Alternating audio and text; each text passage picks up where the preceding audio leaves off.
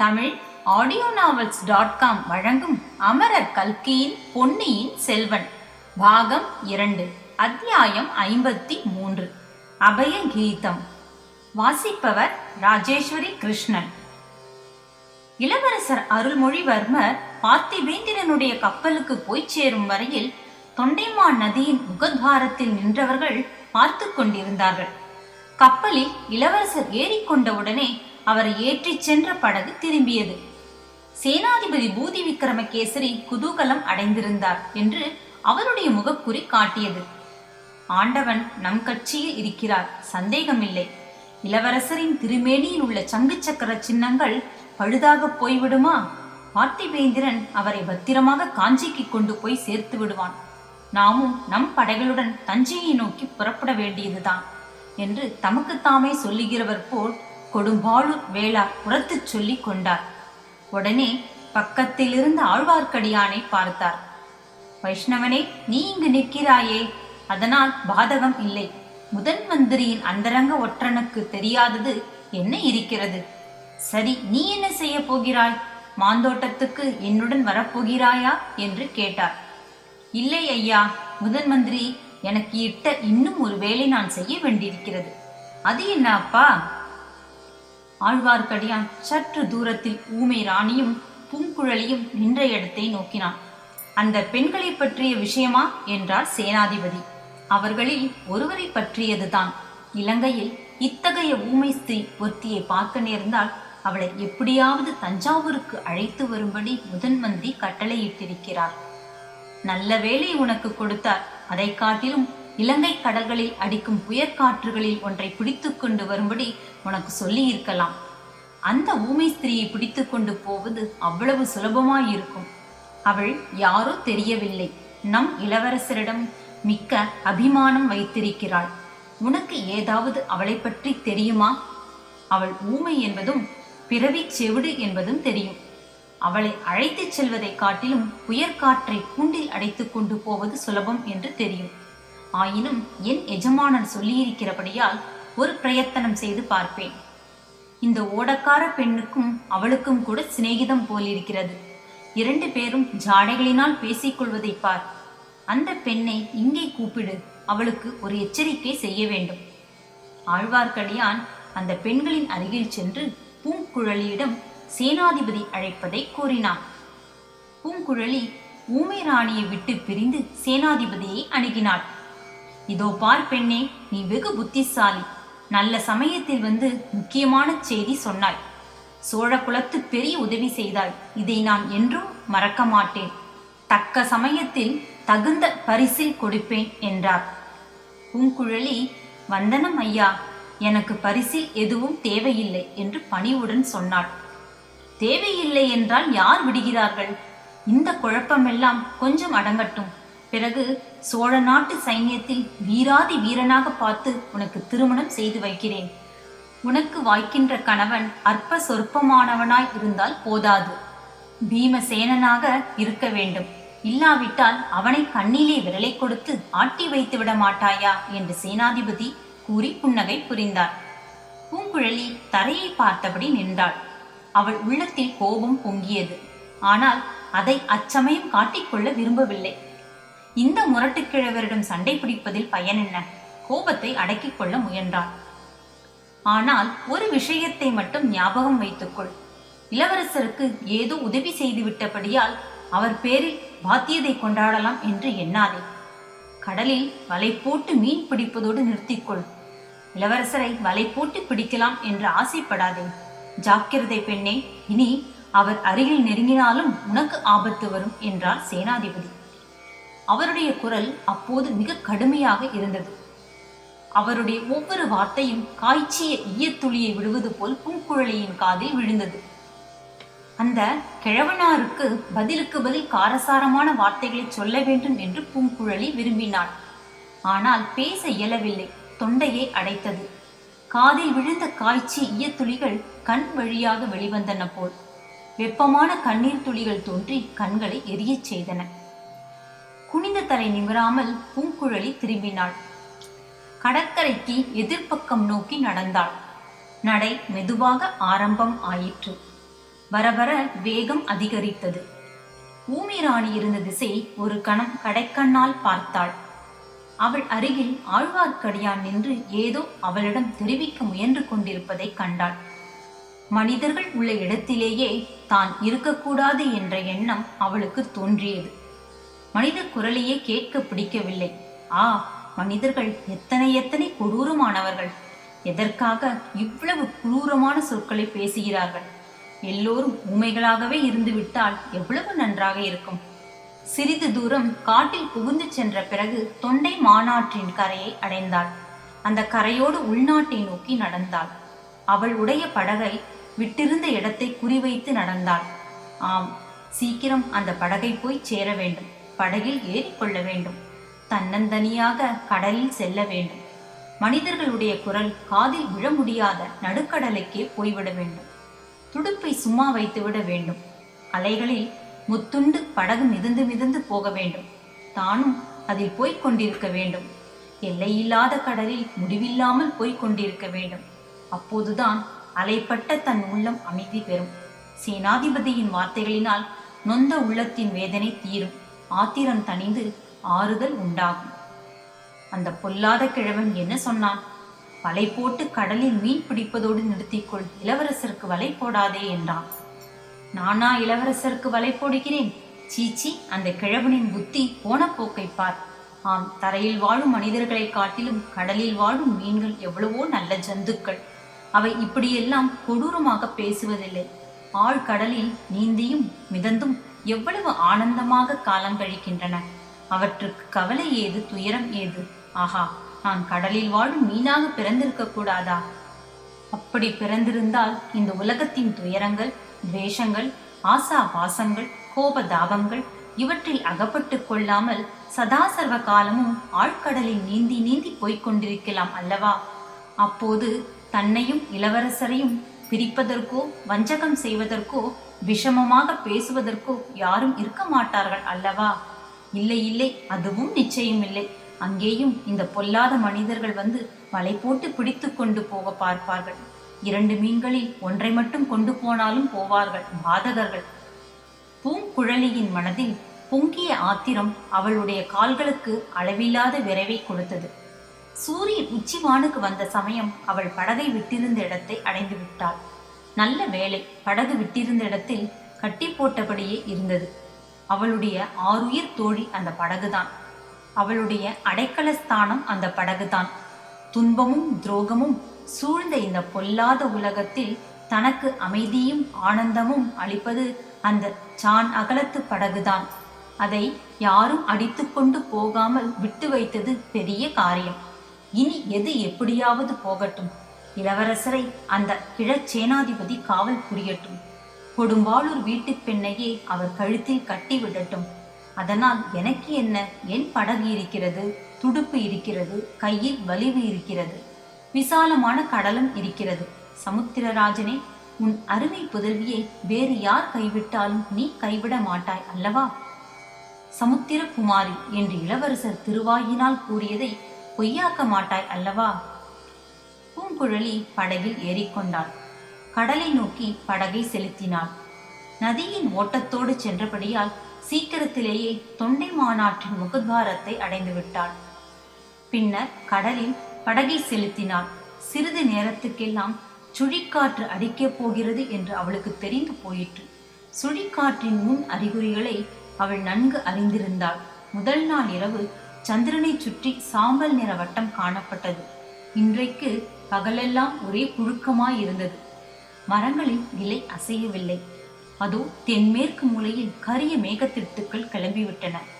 சீக்கிரத்தில் சுழிக்காற்று அடிக்கப் போவது நிச்சயம். கடலின் கொந்தளிப்பு அற்புத காட்சியாயிருக்கும். கடலில் அகப்பட்டு கொள்ளக்கூடாது. பூதத்தீவுக்கு போய் தங்கியிருப்பது நல்லது. அங்கே தங்கியிருந்தால் சுழிக்காற்றினால் கடலிலே உண்டாகும் அல்லோல கல்லோலத்தை நன்றாக பார்த்து கழிக்கலாம். காற்று அடித்துவிட்டு போன பிறகு, கடலின் கொந்தளிப்பு சிறிது அடங்கிய பிறகு படகை கடலில் செலுத்து கொண்டு கோடிக்கரைக்கு போகலாம். இப்போது என்ன அவசரம்? கோடிக்கரைக்கு இப்போது அந்த மரக்கலம் அநேகமாக போயிருக்கும். நல்ல வேளை, சுழிக்காற்றில் அது அகப்பட்டு கொண்டிராது. இளவரசர் இத்தனை நேரம் பத்திரமாய் போய் அங்கே இறங்கி இருப்பார், அல்லது ஒருவேளை மாமல்லபுரத்துக்கே போயிருந்தாலும் போயிருப்பார். எங்கே போயிருந்தால் நமக்கு என்ன? சுழிக்காற்றில் அகப்பட்டு கொண்டிருக்க மாட்டார். அந்த வரைக்கும் திருப்தி அடையலாம். சுழிக்காற்று தொடங்குவதற்கு முன்னால் அடியோடு காற்று நின்று போயிருந்தபடியால் மரக்கலங்கள் பாய் விரித்திருந்தும் கடலில் போக முடியவில்லை என்பது பூங்குழலிக்கு தெரியாது. ஆகையால் இத்தனை நேரம் அக்கறை போய் சேர்ந்திருக்கும் என்றே நினைத்தாள். சேனாதிபதி இளவரசருக்கு வலை போடாதே என்று சொன்னது அடிக்கடி அவளுடைய மனதில் தோன்றி துன்புறுத்தி கொண்டிருந்தது. ஆகையால் கோடிக்கரைக்கு தானும் உடனே போக வேண்டாம் என்று எண்ணினாள். பூதத்தீவிலே தங்கியிருந்து சுழிக்காற்றின் அட்டகாசங்களை வேடிக்கை பார்த்து கொண்டிருந்து விட்டு பிறகு சாவகாசமாக புறப்பட தீர்மானித்தாள். தொண்டை மாநாட்டின் முகத்வாரத்திலிருந்து பூதத்தீவு அதிக தூரத்தில் இல்லை. ஆகையால் புறப்பட்ட ஒரு நாழிகை நேரத்துக்குள் அங்கே போய் சேர்ந்து விட்டாள். பூங்குழலி பூதத்தீவை சேர்ந்ததற்கும் சுழிக்காற்று அடிக்கத் தொடங்குவதற்கும் சரியாய் இருந்தது. படகை கரையில் ஏற்றி குப்பர கவிழ்த்து பத்திரமாக கட்டி போட்டுவிட்டு பூங்குழலி அத்தீவில் இருந்த ஒரு சிறிய புத்த ஸ்தூபத்தை அடைந்தாள். முதலில் சற்று நேரம் அதன் அடிவாரத்து குகை அறையில் காற்றிலும் மழையிலும் அடிபடாதிருந்து பார்த்தாள். அதிக நேரம் அவளால் அப்படி இருக்க முடியவில்லை. வாயு பகவானின் கோலாகல திருவிளையாடல்களை பார்க்கும் ஆசை உண்டாயிற்று. குகையிலிருந்து வெளிவந்து படிக்கட்டில் ஏறி ஸ்தூபத்தின் உச்சியை அடைந்தாள். அப்போது சுற்றுப்புறத்து சூழ்நிலை அவள் உள்ளத்தின் நிலைக்கு ஒத்ததாக இருந்தது. பூதத்தீவில் ஓங்கி வளர்ந்திருந்த நூற்றுக்கணக்கான தென்னை மரங்கள் தலைவிரி கோலமாக ஊழிக்காலத்தில் சம்ஹாரமூர்த்தியை சுற்றி நின்று பூதகணங்கள் ஆடுவது போல் ஆடின. கடல் அலைகள் அத்தென்னை மரங்களின் உயரம் சில சமயம் எழும்பி இமயமலையின் பனிச்சிகரங்களைப் போல் ஒரு வினாடி காட்சி அளித்தது. மறு வினாடி 100 கோடி முறை துளிகளாக சிதறி விழுந்தன. சுழன்று சுழன்று அடித்த காற்றின் சப்தமும் அலைகளின் பேரொளியும் இடையிடையே கேட்ட இடி முழக்கமும் சேர்ந்து திக்கு திகாந்தங்கள் எல்லாம் இடிந்து தகர்ந்து விழுகின்றன என்று எண்ணச் செய்தன. வானத்தை வெட்டி பிளப்பது போல் அவ்வப்போது தோன்றி கப்பும் கிளையும் விட்டு படர்ந்து ஓடி மறைந்த மின்னல்கள் ஒரு வினாடி நேரம் கொந்தளித்த அலைக்கடலையும் பேயாட்டம் ஆடிய மரங்களையும் வெளிச்சம் போட்டு காட்டிவிட்டு மறு வினாடி கண்ணங்கரி காரிருளில் ஆழச் செய்தன. இவ்வளவு அல்லோல கல்லோலங்களையும் பார்த்து கொண்டு பூங்குழலி வெகு நேரம் நின்றாள். அவள் உடம்பு காற்றில் ஆடிய மரங்களைப் போல் ஆடியது. அவள் கூந்தல் அவிழ்ந்தது, காற்றில் பறந்தது. மழை அவள் உடலை நனைத்தது. இடி முழக்கம் அவள் செவிகளை பிளந்தது. மின்வெட்டு அவள் கண்களை பறித்தது. இதையெல்லாம் அவள் பொருட்படுத்தவே இல்லை. வெகு நேரம் அக்காற்றிலும் மழையிலும் அவள் நின்றாள். அவள் உள்ளம் வெறிகொண்டு கொந்தளித்தது. தன்னை சுற்றிலும் நடைபெறும் அற்புத கோலாகலமெல்லாம் தான் பார்த்து களிப்பதற்காகவே நடப்பதாக எண்ணி பெருமிதத்துடன் அனுபவித்துக் கொண்டிருந்தாள். இடையிடையே அவளுக்கு இளவரசர் அருள்மொழிவர்மரின் நினைவு வந்து கொண்டிருந்தது. அச்சமயம் அவர் கோடிக்கரை சேர்ந்து பத்திரமான இடத்தில் தங்கியிருப்பார் என்று எண்ணினாள். ஒருவேளை தன் பெற்றோர் வீட்டிலே கூட தங்கியிருக்கலாம், அல்லது நாகப்பட்டினம் சென்று அங்கே ராஜமாளிகையில் தங்கியிருக்கலாம். ஒருவேளை கடலில் கப்பலிலேயே இருந்திருப்பாரோ? இருந்தால் என்ன? அவர் ஏறி சென்ற பெரிய மரக்கலத்தை எந்த சுழிக்காற்றுதான் என்ன செய்துவிடும்? அவரை பாதுகாக்க எத்தனையோ பேர் சுற்றிலும் சூழ்ந்திருப்பார்கள். தன்னை பற்றி அவர் ஞாபகப்படுத்திக் கொள்ளுவாரா? அந்த பேதை பூங்குழலி இச்சமயம் எங்கிருக்கிறாளோ என்று எண்ணிக்கொள்வாரா? ஒரு நாளும் மாட்டார். அவளுடைய சகோதரி அனுப்பிய வந்தியத்தேவனை பற்றி நினைத்துக் கொள்வார். கொடும்பாளூர் கோமகளை பற்றியும் நினைத்துக் கொள்ளலாம். இந்த ஏழை கரையர் குல பெண்ணை அவருக்கு எங்கே நினைவிருக்கப் போகிறது? இரவு வெகுநேரம் சுழிக்காற்றின் கோலாகலத்தை அனுபவித்துவிட்டு பூங்குழலி ஸ்தூபத்தின் அடிவார குகைக்கு சென்று கண்ணயர்ந்தாள். தூக்கத்தில் அவள் அமைதி அடையவில்லை. ஏதேதோ கனவுகள் கண்டு கொண்டிருந்தாள். கடலில் படகில் சென்று வலை வீசுவது போலவும் அதில் இளவரசர் அகப்படுவது போலவும் ஒரு தடவை கனவு கண்டாள். மற்றொரு சமயம் அவளும் இளவரசரும் மீன்களாக மாறி கடலில் அருகருகே நீந்தி போவதாக கனவு கண்டாள். ஒவ்வொரு கனவின் போதும் நடுவில் விழித்தெழுந்து இது என்ன பைத்தியக்காரத்தனம் என்று எண்ணி மனதை தெளிவாக்கிக் கொள்ள முயன்று மறுபடியும் உறங்கினாள். பொழுது விடிந்தது. அவள் நன்றாய் விழித்தெழுந்த போது சுழிக்காற்றின் கோலாகலம் ஒருவாறு அடங்கிவிட்டிருந்தது. இடி இல்லை, மின்னல் இல்லை, மழையும் நின்று போயிருந்தது. எழுந்து கடற்கரைக்கு சென்றாள். நேற்றிரவு போல் அவ்வளவு பெரிய அலைகள் இப்போது கடலில் அடிக்கவில்லை. ஆயினும் கடல் இன்னும் கொந்தளிப்பாகவே இருந்தது. முன்னாளிரவு சுழிக்காற்று அத்தீவை என்ன பாடுபடுத்திவிட்டது என்பதற்கு அறிகுறியான காட்சிகள் நானா பக்கமும் காணப்பட்டன. வேருடன் பெயர்ந்து தரையில் விழுந்து கிடந்த மரங்களும் முடிகள் வளைந்து தாழ்ந்திருந்த நெடிய பெரிய மரங்களும் காட்சியளித்துக் கொண்டிருந்தன. பூங்குழலி அக்காட்சிகளையெல்லாம் பார்த்து கொண்டிருந்த போது கடலில் சற்று தூரத்தில் ஒரு கட்டுமரம் மிதப்பது போல் தெரிந்தது. அது கடற்கரையோரத்து அலைகளினால் பல தடவை அப்படியும் இப்படியும் அலைக்குண்ட பிறகு கடைசியாக கரையில் வந்து ஒதுங்கியது. அப்போதுதான் அதிலே ஒரு மனிதன் இருப்பதை பூங்குழலி கவனித்தாள். ஓடிப்போய் பார்த்தாள். கட்டுமரத்தில் கட்டப்பட்டிருந்த அந்த மனிதன் குற்றுயிராயிருந்தான். அவனை கட்ட அவிழ்த்துவிட்டு ஆசுவாசப்படுத்தினாள். அவன் ஈழத்து கடற்கரை கிராமம் ஒன்றை சேர்ந்த வலைஞன். மீன் பிடிக்க போன இடத்தில் சுழிக்காற்றில் அகப்பட்டு கொண்டதாக கூறினான். தன்னுடன் இருந்த தோழனை கடல் இரையாக்கி கொண்டதாகவும் தான் பிழைத்தது புனர் ஜென்மம் என்றும் தெரிவித்தான். இன்னும் ஒரு முக்கியமான ஒரு செய்தியையும் அவன் கூறினான். முன்னிரவு நேரத்தில் கடுமையான சுழிக்காற்று அடித்து கொஞ்சம் நின்றது போல் இருந்தது. எங்களை சுற்றிலும் காரிருள் சூழ்ந்திருந்தது. திடீரென்று ஒரு பேர் இடி இடித்தது.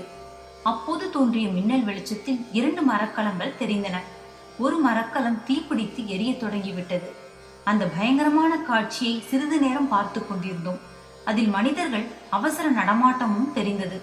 பிறகு தீப்பிடித்த கப்பல் கடலில் முழுகிவிட்டது. மற்றொரு மரக்கலம் இருட்டில் மறைந்து விட்டது என்று அம்மனிதன் தட்டு தடுமாறி கூறினான். இதை கேட்டவுடனே பூங்குழலிக்கு இளவரசரை ஏற்றிச் சென்ற கப்பல் அவற்றில் ஒன்றாயிருக்குமோ என்ற ஐயம் உதித்தது. அப்படி இருக்க முடியாது என்று நிச்சயம் அடைந்தாள். கடலில் எத்தனையோ கப்பல்கள் வந்து கொண்டு போய் கொண்டிருக்கும். அதை பற்றி நமக்கு என்ன கவலை? ஆனாலும் தீப்பிடித்த கப்பலில் இருந்தவர்களில் சிலர் கடலில் விழுந்திருக்க கூடும். இந்த கட்டுமரத்து வலைஞனைப் போல் அவர்களில் யாராவது கையில் அகப்பட்டதை பிடித்து கொண்டு தத்தளிக்க கூடும். அவர்களுக்கு ஏன் நாம் உதவி செய்யக்கூடாது? படகில் ஏறி சென்று அப்படி தத்தளிக்கிறவர்களை ஏற்றி கொண்டு வந்து ஏன் கரை சேர்க்க கூடாது? பின்னே இந்த ஜென்மம் எதற்காகத்தான் இருக்கிறது? அவ்வளவுதான். இந்த எண்ணம் தோன்றியதோ இல்லையோ, பூங்குழலி படகை கட்டவிழ்த்து நிமிர்த்தி கடலில் தள்ளிவிட்டாள். தானும் ஏறிக்கொண்டாள். அவளுடைய இரும்பு கரங்களின் பலம் முழுவதையும் உபயோகித்து துடுப்பை வலித்தாள். கரையில் வந்து மோதிய அலைகளை தாண்டி அப்பால் போகும் வரையில் மிக கடினமான வேலையாய் இருந்தது. அப்புறம் அவ்வளவு கஷ்டமாக இல்லை. வழக்கம்போல் சர்வசாதாரணமாக அவளுடைய கரங்கள் துடுப்பை வலித்தன. படகு உல்லாசமாக ஆடிக்கொண்டு மெல்ல மெல்ல நகர்ந்து சென்றது. பூங்குழலியின் உள்ளத்தில் குதூகலமும் பொங்கியது. அவள் படகிலே வழக்கமாக பாடும் பழைய கீதம் தானாகவே புதிய உருவம் கொண்டது. அலைகளின் இறைச்சலை அடக்கிக் கொண்டு அந்த கீதம் அவளுடைய கம்பீரமான இனிய குரல் வழியாக வெளிவந்து நாற்றிசையும் பரவியது. அலைக்கடல் கொந்தளிக்கையிலே அலைக்கடல் தான் கழிப்பதுமேன், நிலமகளும் துடிக்கையிலே நெஞ்சகந்தான் துள்ளுவதே, இடியிடித்து என் திசையும் வெடிபடும் அவ்வேளையிலே, நடன கலை வல்லவர் போல் நாட்டியந்தான் ஆடுவதே. பாய்மரக்கட்டையை பிடித்து கொண்ட இளவரசரும் வந்தியத்தேவனும் அலைக்கடலில் மொத்துண்டு மிதந்து கொண்டிருந்தார்கள். அன்று ஓர் இரவுதான் அவர்கள் அவ்வாறு கடலில் மிதந்தார்கள். ஆனால் வந்தியத்தேவனுக்கு அது எத்தனையோ யுகங்கள் என்று தோன்றியது. அவன் சீக்கிரத்திலேயே நிராசை அடைந்து விட்டான். பிழைத்து கரையேறுவோம் என்ற நம்பிக்கையை அடியோடு இழந்து விட்டான். ஒவ்வொரு தடவை அலை உச்சிக்கு அவன் போய் கீழே வந்தபோது இத்துடன் செத்தேன் என்று எண்ணிக்கொண்டான். மறுபடியும் உயிரும் உணர்வும் இருப்பதை கண்டு வியந்தான். அடிக்கடி இளவரசரை பார்த்து, என்னுடைய அவசர புத்தியினால் தங்களையும் இந்த ஆபத்துக்கு உள்ளாக்கினேனே என்று புலம்பினான். இளவரசர் அவனுக்கு ஆறுதல் கூறி தைரியம் ஊட்டி வந்தார். 3 நாள் 4 நாள் வரையில் கடலில் இம்மாதிரி மிதந்து பிழைத்து வந்தவர்கள் உண்டு என்று அடிக்கடி சொல்லி வந்தார். நாம் கடலில் விழுந்து எத்தனை நாள் ஆயின என்று வந்தியத்தேவன் கேட்டான். இன்னும் ஒரு ராத்திரி கூட ஆகவில்லையே என்றார் இளவரசர். போய் பல நாட்கள் ஆகியிருக்க வேண்டும் என்றான் வந்தியத்தேவன். கொஞ்ச நேரத்துக்கெல்லாம் அவனுக்கு இன்னொரு கஷ்டம் ஏற்பட்டது. தொண்டை வறண்டு போய் தாகம் எடுத்தது. தண்ணீரிலேயே மிதந்து கொண்டிருந்தான். ஆனால் தாகத்துக்கு குடிக்க தண்ணீர் இல்லை. இது பெரிய சித்திரவதையாய் இருந்தது. இளவரசரிடம் கூறினான், கொஞ்சம் பொறுமையாயிரு, சீக்கிரம் பொழுது விடியும், எங்கேயாவது கரையிலே போய் ஒதுங்குவோம் என்றார் இளவரசர். சிறிது நேரம் பொறுத்து பார்த்தான். முடியவில்லை. ஐயா, என்னால் இந்த சித்திரவதையை பொறுக்க முடியாது, கட்டை அவிழ்த்து விடுங்கள், கடலில் மூழ்கி சாகிறேன் என்றான். இளவரசர் மீண்டும் தைரியம் கூற முயன்றார். ஆனால் பலிக்கவில்லை. வந்தியத்தேவனுக்கு வெறி மூண்டது. தன்னுடைய கட்டுக்களை தானே அவிழ்த்துக் கொள்ள முயன்றான். இளவரசர் அதை பார்த்தார். அருகில் நெருங்கிச் சென்று அவனுடைய தலையில் ஓங்கி 2 அறை அறைந்தார். வந்தியத்தேவன் உணர்வை இழந்தான். அவன் மறுபடி உணர்வு பெற்ற போது பொழுது விடிந்து வெளிச்சமாக இருப்பதை கண்டான். அலைகளின் ஆறாவாரமும் சிறிது அடங்கியிருந்தது. சூரியன் எங்கேயோ உதயமாகி இருக்க வேண்டும். ஆனால் எங்கே உதயமாகி இருக்கிறது என்று பார்க்க முடியவில்லை. இளவரசர் அவனை அன்புடன் நோக்கி, தோழா, சமீபத்தில் எங்கேயோ கரை இருக்க வேண்டும். தென்னை மரம் ஒன்றின் உச்சியை சற்று முன் பார்த்தேன். இன்னும் கொஞ்சம் பொறுமையாய் இரு என்று சொன்னார். இளவரசே, என்னை கைவிட்டு விடுங்கள், தாங்கள் எப்படியாவது தப்பி பிழையுங்கள் என்றான் வந்தியத்தேவன். வேண்டாம், அதேரியப்படாதே, உன்னை அப்படி நான் விட்டுவிட மாட்டேன். ஆஹா, அது என்ன, யாரோ பாடுகிற குரல் போல் தொனிக்கிறதே என்றார் இளவரசர்.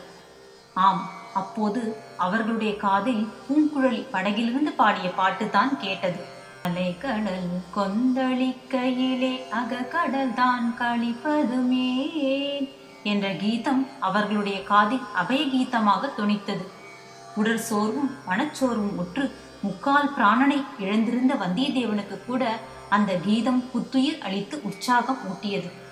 இளவரசே, பூங்குழலியின் குரல்தான் அது. படகு ஓட்டிக்கொண்டு வருகிறாள். நாம் பிழைத்து போனோம் என்று சொன்னான். சிறிது நேரத்துக்கெல்லாம் படகு அவர்கள் கண்ணுக்கு தென்பட்டது. நெருங்கி நெருங்கி அருகில் வந்தது. பூங்குழலி இது உண்மையில் நடப்பதுதானா என்று சந்தேகித்து செயலிழந்து நின்றாள். இளவரசர் வந்தியத்தேவனை கட்டு அவிழ்த்து விட்டார். முதலில் தாம் படகிலே தாவி ஏறிக்கொண்டார். பின்னர் வந்தியத்தேவனையும் ஏற்றிவிட்டார். பூங்குழலி கையில் பிடித்த துடுப்புடனே சித்திரப்பாவையை போல் செயலற்று நின்றாள். நன்றி நேயர்களே. இத்துடன் பொன்னியின் செல்வன் பாகம் 2 பூங்குழலி நிறைவு பெற்றது.